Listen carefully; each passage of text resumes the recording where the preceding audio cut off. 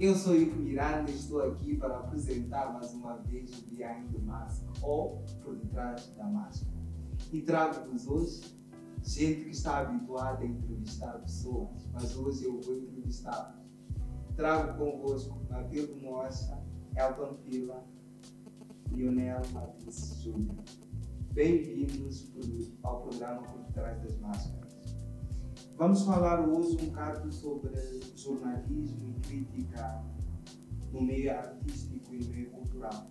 Então quero perceber de vocês como é que olham para o nosso jornalismo cultural, como é que olham para este jornalismo que escreve sobre o mundo das artes, o mundo da cultura. Começo por ti, Matilde Mocha.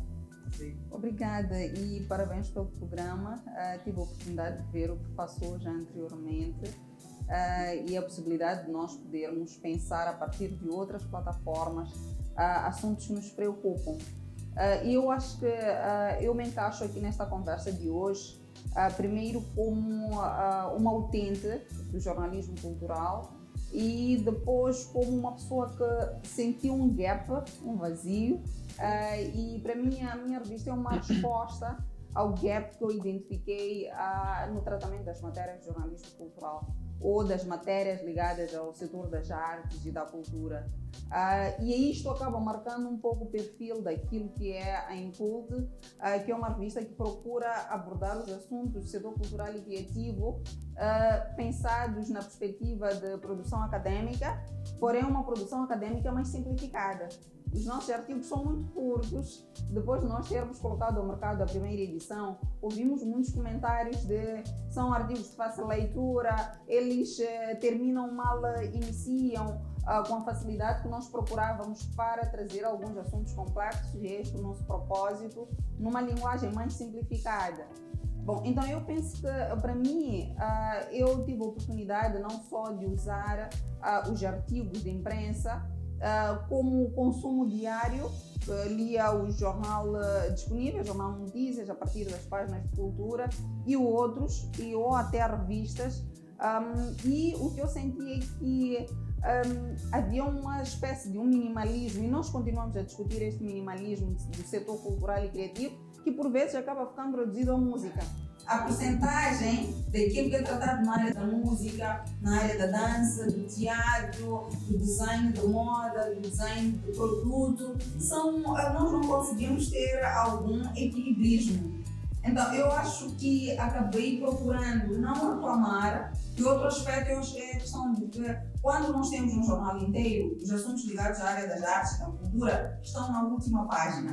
Sim. Quando nós ligamos a televisão para ver o jornal, está no fim. Então, eu acho que eu pegava revistas, lia como muitas revistas, e eu sempre vou encontrar os assuntos da cultura na última página. Então, depois destes anos todos, eu parei de reclamar. E se eu não quero reclamar que um dia o assunto da cultura venha para a primeira página, para a capa da revista, então eu vou dar esta centralidade, oferecendo ao mercado moçambicano, ao mercado internacional, a possibilidade de nós termos uma revista que possa tratar de forma exclusiva e inteira de assuntos ligados ao setor cultural e criativo. Elton Pila, sentes também que há uma tendência de se pegar sempre no jornalismo cultural e centrar-se a música, né? Há muita esta reclamação, sempre que os músicos são os filhos legítimos e os outros os enteados. Ok, obrigado mais uma vez pelo convite.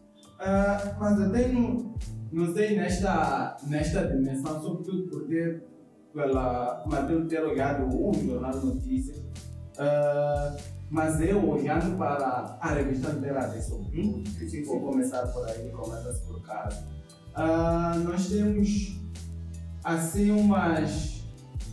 um certo número de edições que não abordamos muito a coisa da música, mas de alguma forma ela também é a justificação, né? Que os músicos são estas grandes estrelas que estão por aí nas televisões, nas rádios, e talvez nós, enquanto revista, talvez não sirva muito que sejamos uma caixa de ressonância de debates ou de discursos ou de entrevistas que já temos as catatupas. Então, por ser revistas literárias e talvez pudessem nos acusar muito por isto, que nasceu para a literatura inicialmente e depois é que abriu-se para outras áreas. No entanto, a literatura continua a ser o ponto fundamental, mas também pegamos outras áreas. Nesta edição que lançamos há pouco, da Exclusiva, que é também um novo produto, não é a revista literária propriamente dita, mas um braço que quer trazer as reflexões de uma outra forma.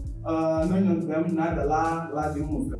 Então, nossas perspectivas têm sido mais por este caminho, mas eu conheço politicamente, sobretudo se olharmos também para a coisa das televisões, das rádios, dos jornais generalistas de alguma forma. A coisa da música pode ser um pouco mais presente, mas eu sinto que isto já se tem estado a ultrapassar. Nós estamos a ter durante muito tempo, este debate de jornalismo cultural ser caixa de ressonância, quer de comunicados de imprensa, quer de alguns discursos, e temos agora um jornalismo cultural um pouco mais proativo, ao invés de ser reativo, como nos habituamos. Acho que de uns 4 ou 5 anos a esta parte, nós temos estado a ver uma outra forma de fazer jornalismo cultural.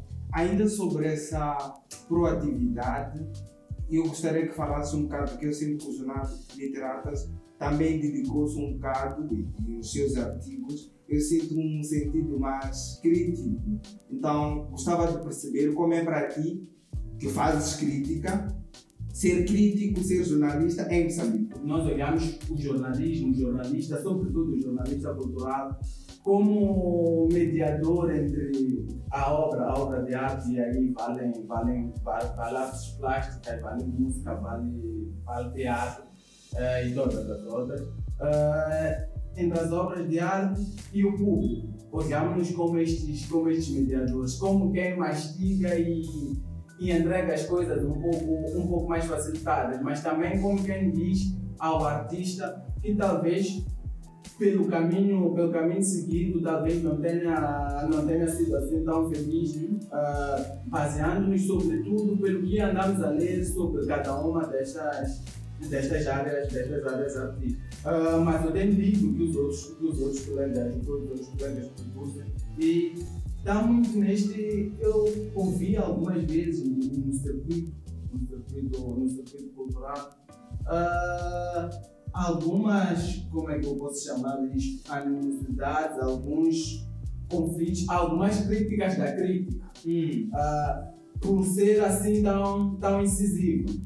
Então, não acho que a crítica seja tímida. No entanto, penso que isso é um caminho, né? Que nos podem faltar algumas ferramentas para a leitura de uma e de outra coisa, e por isto não vamos estar aí a gritar contra coisas que também não temos pleno domínio. Então é sempre na perspectiva do que nós sabemos, do que temos bases para poder confrontar, e a partir disto falamos. Leonel Matus Júnior, és jornalista e eu sei que também és uma pessoa que convive muito com os artistas. É daqueles jornalistas que não falta num espetáculo, numa exposição, a tua cara está sempre lá.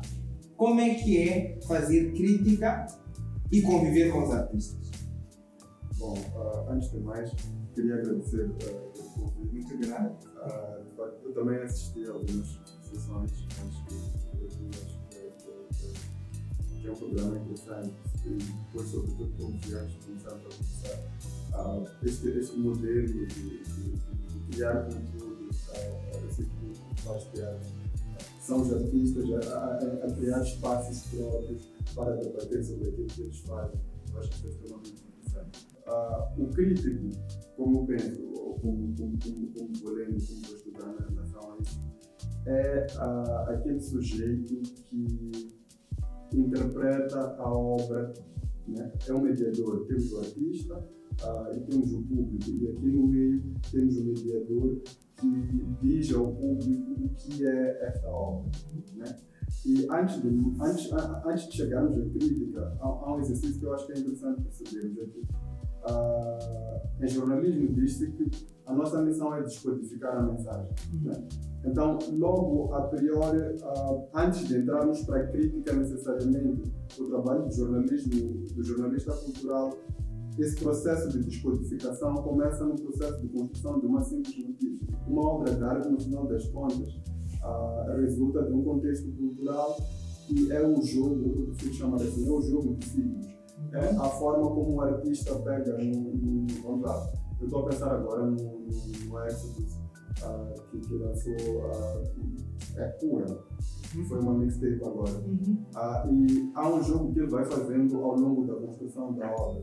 Ele vai jogando com a ideia, a palavra isolamento, vai jogando a palavra quarentena, ele ressignifica, né? Assim, do ponto de vista geral, a ideia de quarentena hoje é permanente.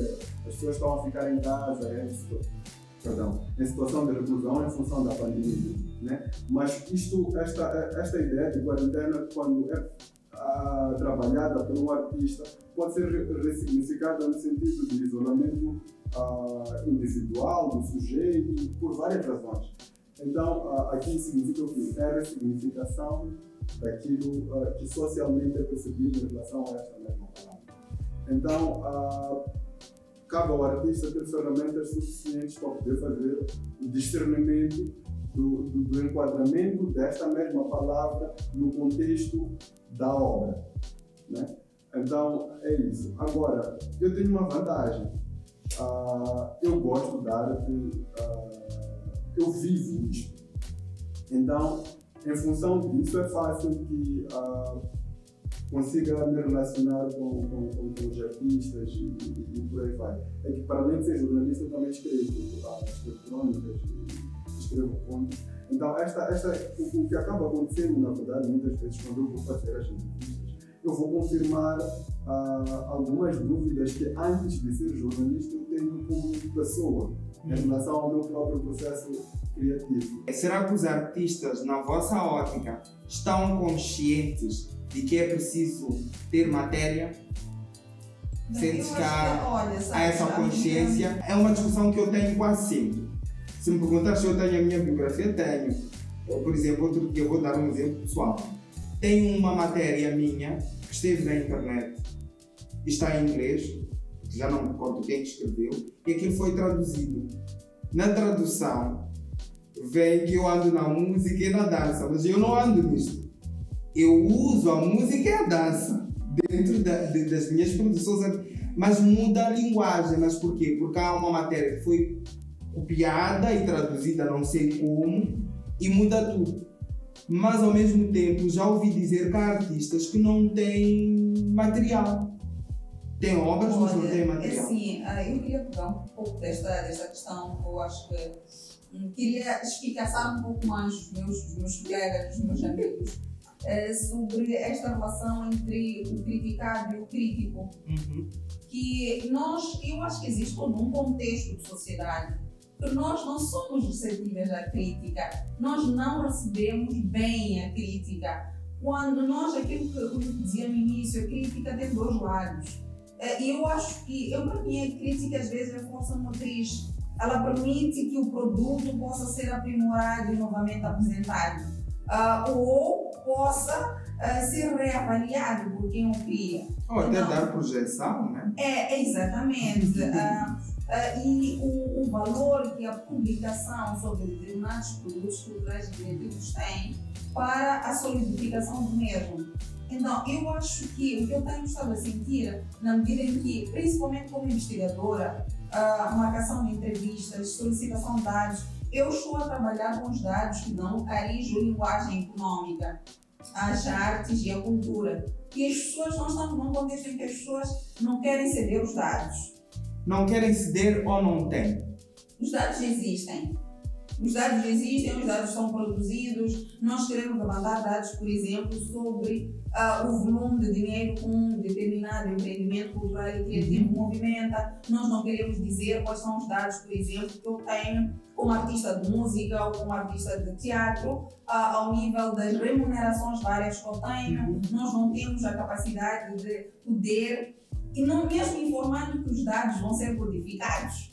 que eu não irei não irei vincular entre o dado e o indivíduo. Claro. Mas não há esta cultura, essa disciplina, porque as pessoas, eu não sei se as pessoas acham que vão ser Estão céticas em relação a este ao assunto. tratamento que os dados vão ser dados, vai ser feito. Então, para mim, é preciso que se reforce esta informação, esta comunicação, para que é que nós queremos usar os dados, o que é isto aqui de crítica. Nós tínhamos, vou dar um exemplo muito breve. Existe um relatório que é produzido pela UNCTAD, uma organização das Nações Unidas sobre comércio, e produz um relatório, acho que de 3 em 3 anos, sobre o volume de comercialização de bens culturais e criativos no mundo. Os dados sobre Moçambique indicam que nós compramos do mundo mais de 100 milhões de dólares de produtos culturais e criativos. E nós só vendemos para o mundo 800 mil dólares. Uau. É assustador, não é? E este número para mim assustou-me e eu quis ver quais são as fontes de informação que eles utilizaram para poder produzir essa informação. Só existem lá 2 artigos que foram utilizados como referência. Um artigo sobre o festival Mod Jazz de Moreira Chunguissa, que foi produzido e escrito, foi publicado numa revista sul-africana, num jornal sul-africano, e um artigo sobre o Music Crossroads. Estes 2, o que é que significa? É que nós não estamos, por exemplo, a abrir espaço para falar um pouco mais dos festivais, dos eventos, e a informação vai ficar documentada. Eu gostava de dizer no início, a memória que nós estamos a produzir sobre as nossas atividades, os nossos produtos culturais e criativos. Quantas pessoas, eu tenho o meu lado, não é? Eu estou a puxar a sardinha para a minha brasa porque eu estou apaixonada pelos números da área da cultura. Eu quero saber um determinado festival que aconteceu, quantos visitantes teve, qual foi o volume de vendas que esse festival ativou, o que significou em termos de remuneração para a classe artística, pagamentos de cachês, o que significou do ponto de vista de remuneração como país. E estes dados não são revelados. Falava desta dificuldade que tem de ter dados. Será que é fácil, por exemplo, marcar uma entrevista com o artista e, por exemplo, pedir material como uma simples biografia ou lá revisar nisso? Ou também tens aquelas situações onde há artistas que escrevem os seus próprios artigos e mandam? Eu penso que aí há 2 perspectivas. Nós somos ainda um país que se está a construir como país. Imagino que há de ser um setor como cultura neste bolo todo. Também está numa construção um pouco mais atrás do que a construção do país. Colocamos atrás. E colocamos sempre atrás também.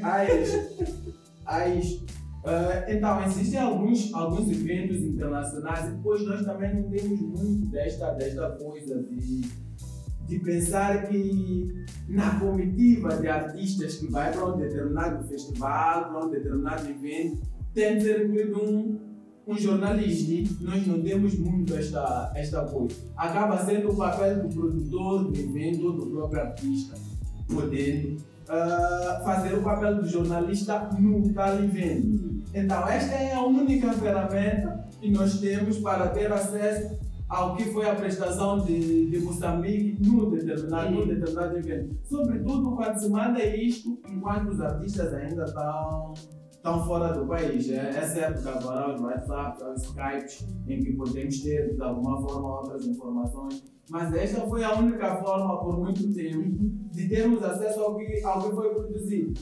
Então, o que acontece é que recebemos este material que algumas vezes nem tem um cariz jornalístico propriamente dito. Então, damos um pouco ali da ideia damos ali a mão jornalística e colocamos no jornal, esperando um outro momento para que nós, enquanto jornalistas, possamos colocar as nossas inquietações e a partir daí possamos produzir algo autêntico. Falo isto de eventos internacionais. E depois já eventos nacionais também. Nós sabemos que sempre que se produz um espetáculo, ou mesmo antes da edição do espetáculo, há este comunicado a informar que há o espetáculo. Essa é a notícia simples, é um texto simples em que dizemos que o vai fazer um espetáculo, vai falar disto, isto, mais aquilo no espetáculo e vai se basear nestas e naquelas ferramentas. E o texto está assim porque é o que diz que vai fazer. Então nós não podemos dividir o que diz que vai fazer, mesmo antes de. Então esses comunicados acabam indo para o espaço de notícia, né? Fica uma notícia que está lá. Sim. Que é informar cá esse espetáculo. Mas não há como mexer. Não, há. Na verdade. E porque muitas vezes há essa apresentação. Entrar com o jornalismo? Eu posso. Não. O que eu estava a dizer é certo que olhando as coisas de fora, eu por muito tempo quando olhava as coisas de fora também tinha um pouco esta Mas é isso que eu quero. a coisa da rotina, é certo.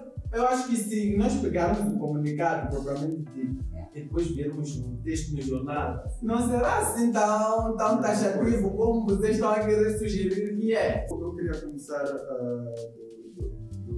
ponto que colocaste ao Elton, em relação à publicação dos comunicados de imprensa. Eu acho que é uma coisa que é preciso nós entendermos. Uma redação jornalística diariamente tem uma infinidade de coisas a chegar, tem uma infinidade de coisas para fazer. Então, óbvio que a finalidade última do jornalismo é informar as pessoas. Então, neste contexto de rotinas, que era mais ou menos o que eu acho que era o que eu estava tentando pegar, nem sempre é possível aferir a promessa que é feita no comunicado. Né? Então, por exemplo, estamos a pegar num objeto como uma exposição. Né? Estamos a assumir que nós, por exemplo, a nível do Benga, nós fazemos isso.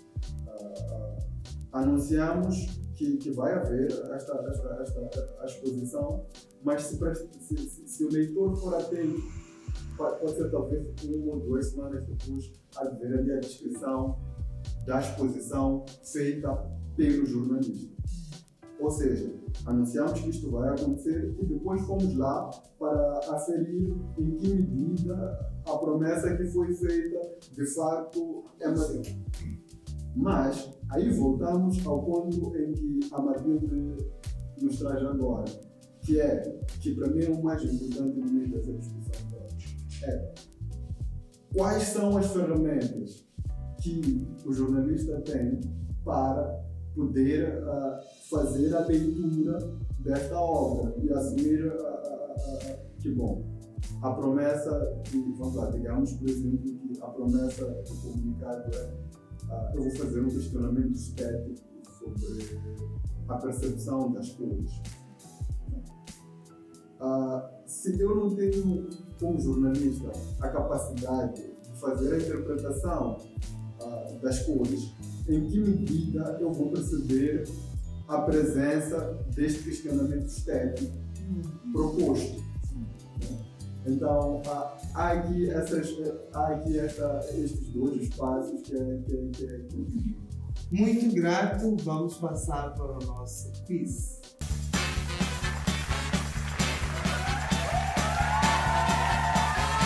Voltamos neste momento para a nossa rubrica quiz. Perguntas e respostas. Vamos ver até que ponto é que os nossos jornalistas são super antenados de cultura geral. Nossa. Então, vou começar. São perguntas fáceis, jornalistas. Isto vai ser divertido. Isto hoje vai ser divertido. Digam-me, que acontecimento decorreu no dia 16 de junho de 1960? Massacre do Nosso? Yes! Para além de Roberto Isaías, quem era o outro vocalista da banda K10? Uau! Acertaram todos! Em que ano foi fundada a Organização da União Africana?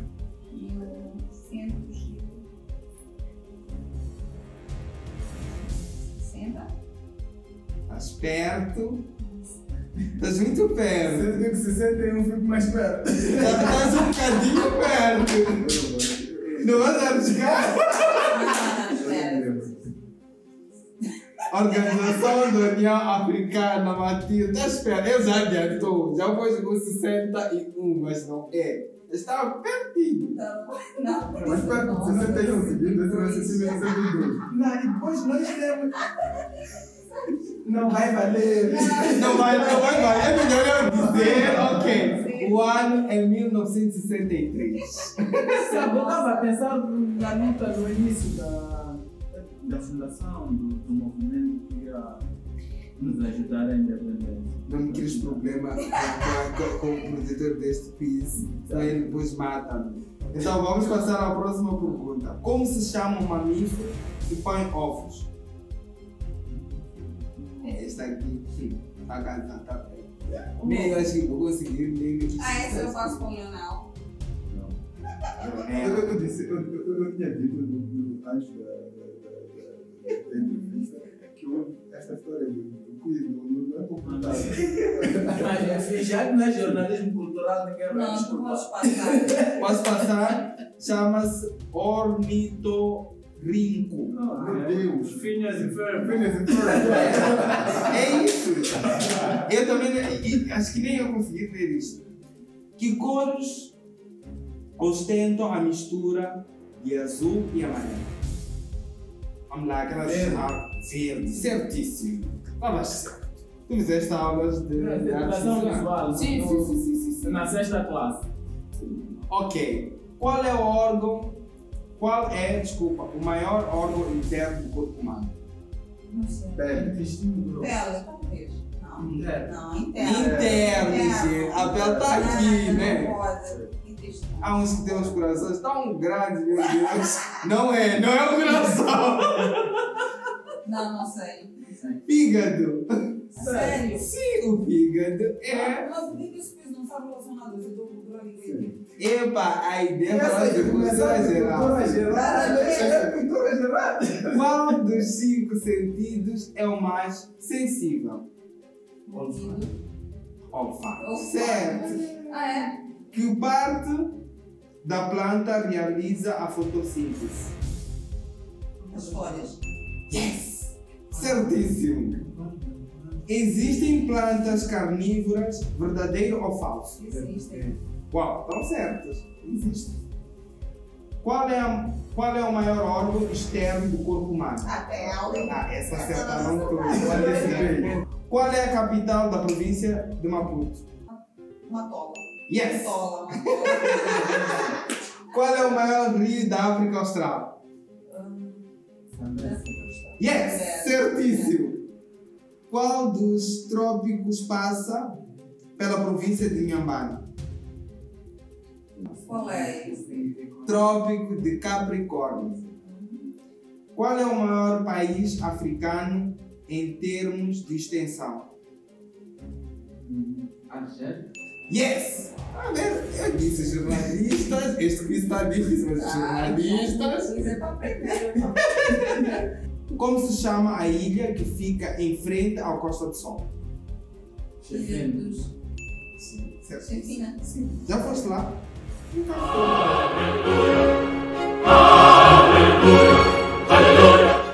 Assim termina o nosso quiz. Que recomendações é que vocês deixariam para os jornalistas e para a sociedade? Na perspectiva do jornalismo cultural, então isto vai comprometer a própria cultura. Exatamente. A cultura tem um papel estruturante e estrutura a sociedade. As pessoas precisam de fazer aquilo que elas gostam, aquilo que elas amam. Existem muitos meninos e meninas na nossa sociedade que as últimas páginas dos seus cadernos têm desenhos. Desenhos de tudo que eles veem na sala. Da forma como os seus colegas estão vestidos, como a sua professora está vestida, como é que a mesa, a secretária da professora é. Isto é cultura, isto é sensibilidade. E por causa desta natureza globalística da cultura, então a cultura tem que ocupar um espaço central. A cultura tinha que trocar de posição nos jornais generalistas, sair dos confins da última página do jornal e estar na primeira página. porque é estruturante. E mesmo com esta percepção e olhando para a forma como a cultura é, eu queria encorajar os jornalistas que abraçaram carreiras independentes, criaram os seus próprios produtos que avancem com segurança, porque estão a fechar um buraco dentro de um sistema, dentro do ecossistema que está todo. Então eu acho que estas pessoas aqui precisam de ser muito mais acarinhadas e acima de tudo precisam de ter a autoestima muito elevada, porque estão a preencher um papel estruturante e é preciso tratar os conteúdos que eles trazem de forma muito mais profissional, serem muito mais estudados e serem traduzidos. Elton Pilar. Nós estamos agora a viver um bom momento. Não falo do momento da pandemia, falo do momento do jornalismo cultural, que este momento do jornalismo cultural é muito alimentado pelo momento artístico que nós estamos aqui a viver. Então é um momento muito bom. Diria que aos jornalistas culturais, sobretudo, mas quem é jornalista cultural, mesmo com as maiúsculas, talvez nem precisasse do que eu vou dizer agora. Mas é aquilo que nós estávamos a falar aqui, a ideia de ter sensibilidade para a coisa. E esta sensibilidade, como já estava a avançar, é muito uma coisa de construção. Nós nos construímos a sensibilidade ao teatro a partir das vezes que nós vemos teatro e a partir das vezes que nós lemos sobre teatro. Então o caminho é este, é como se fosse daqueles conceitos que já estão batidos, mas é ler sobre a área que quer escrever ou que quer trabalhar. Ok, a vantagem de ser o último. Eu ia dizer assim antes de mais. É uma proposta em relação à discussão que nós fazemos sobre o jornalismo cultural. Assumindo a ideia, o conceito de cultura de forma genérica, que é tudo. Eu acho que é importante quando nós formos discutir, porque eu tenho acompanhado assim, algumas discussões sobre jornalismo cultural, tenho acompanhado posições que defendem que o jornalismo cultural deve começar a incluir, por exemplo, os ritos de iniciação e coisas assim. E a percepção que eu tenho conceptual em relação a isso é que, na verdade, o jornalismo cultural é o jornalismo que dedica-se único e exclusivamente ao tratamento de conteúdos sobre as artes. Né? Há aqui um problema de se calhar estamos a dividirmos jornalismo e cultura e a partir daí começamos a fazer a discussão, mas a impressão que eu tenho, aliás, a percepção que eu tenho em relação a isso é que, na verdade, o jornalismo cultural é a disseminação do jornalismo que se dedica ao setor das artes. Depois, eu vou voltar aqui ao Elton Pilar, a esta ideia, que é uma coisa que nós temos conversado muito, discutimos muito sobre a questão da crítica, a necessidade de leitura. Não vamos fazer absolutamente nada, mas absolutamente nada, enquanto nós não compreendermos o objeto sobre o qual nós estamos a trabalhar. Há um exemplo básico que eu gosto de dar aqui.